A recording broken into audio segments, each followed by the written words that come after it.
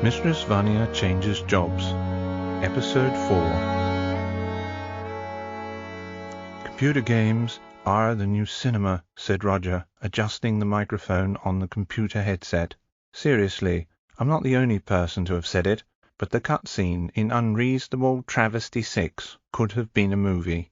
I saw the comments in the forums. When it went online, people thought it was the trailer for a movie, not a game. There were two distinctive characteristics that made Roger special, although he would never have guessed what they were. Roger was obese, and he lived in Hapten-Shufti. These two reasons alone substantially increased the chances of a sudden and violent life change, yet Roger remained blissfully unaware of this new danger. Far from being worried, he was in the middle of an explanation to his friend Hank, outlining his theory that computer games would supplant Hollywood films. "If it doesn't have a controller," said Roger, pausing for effect, "then it's lame. Period." Hank's smiling face appeared in a video chat window on the computer screen. "They'll never make a game that captures the badness of a B-movie," said Hank, not giving any ground in the argument. "The computer game industry's too slick. Indie games don't do it either. They're too aspirational." "You have to be kidding me," said Roger.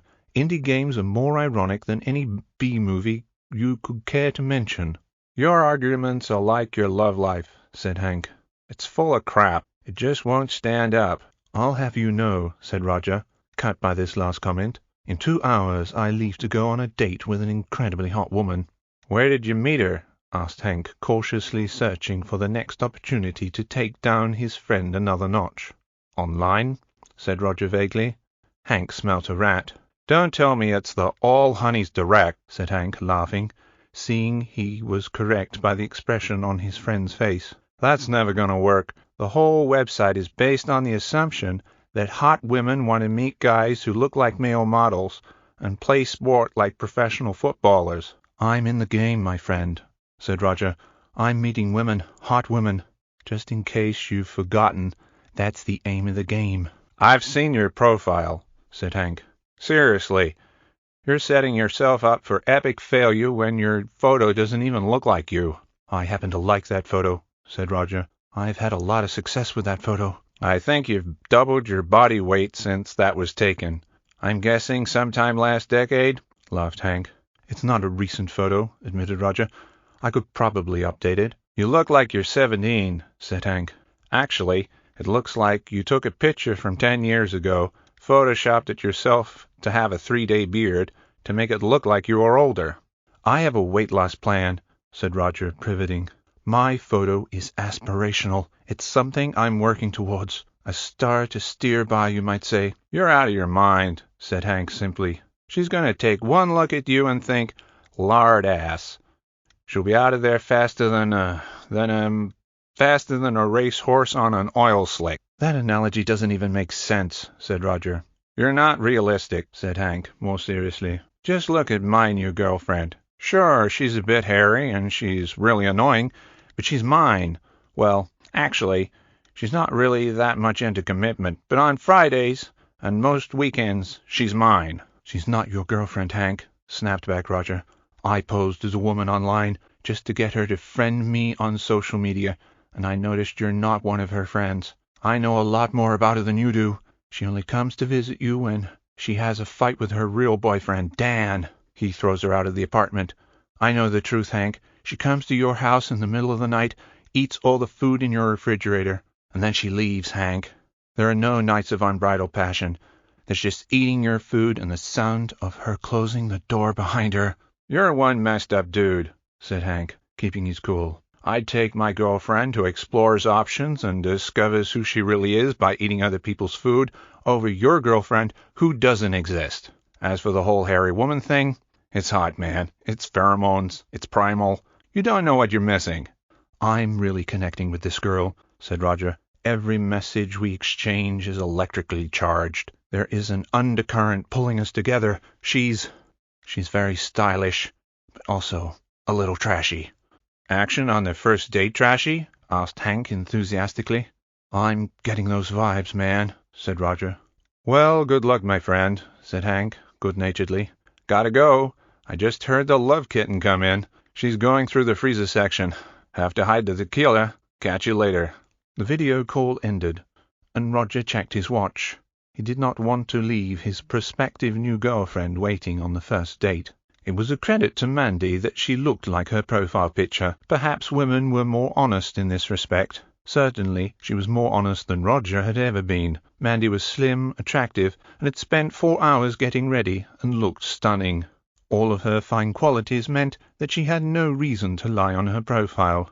On the other hand, Roger's waist circumference had expanded to the point that it exceeded the waist circumference of every pair of trousers he owned. He also was larger than all the pairs of jeans he owned. More experienced men would say that if you have to go on a date wearing track pants with an elasticated waist, you've already lost. Roger lacked the experience, and therefore pushed forward to the inevitable and horrible defeat. He wore his shirt tucked into his track pants, and then wore it out, and then in again. He cycled through these alternatives 4 times, all the while ignoring the main problem. He weighed over 400 pounds. Roger was late. It was a Friday night, and the prospect of finding parking was lousy. When he finally did find a parking place, it was miles from the restaurant. Roger's mind was thinking run, but his body was thinking walk. Already at the restaurant, Mandy's look of boredom was replaced with limitless horror at the sight of her date moving majestically between the restaurant tables. "Please don't let this be him," thought Mandy. "Please, please, please don't let this be him." Roger had no problem picking Mandy out from the mostly empty restaurant. "Hi," said Roger, sitting down with difficulty on a regular chair that didn't look big enough. "Look at you. You look great, just like your photo." "Yeah," said Mandy, the blood draining from her face. "I updated it a week ago, so I guess, I'm not really going to change much in a week." "So," began Roger awkwardly. "So," agreed Mandy, "I guess your photo is a little older than a couple of weeks. In it you look, kind of younger." "You think so?" said Roger. The whole disappointment thing was always going to happen at some point. He was just going to push through it. He had to recapture that connection that they had had online. Unfortunately for Roger, that connection was entirely reliant on him weighing half as much, and hence had been entirely obliterated. "I guess you want to eat," said Mandy, suddenly catching herself, realizing the negative interpretation this innocent statement might carry. "Not constantly, all the time, now, just now, because we're in a restaurant." Mandy was struggling.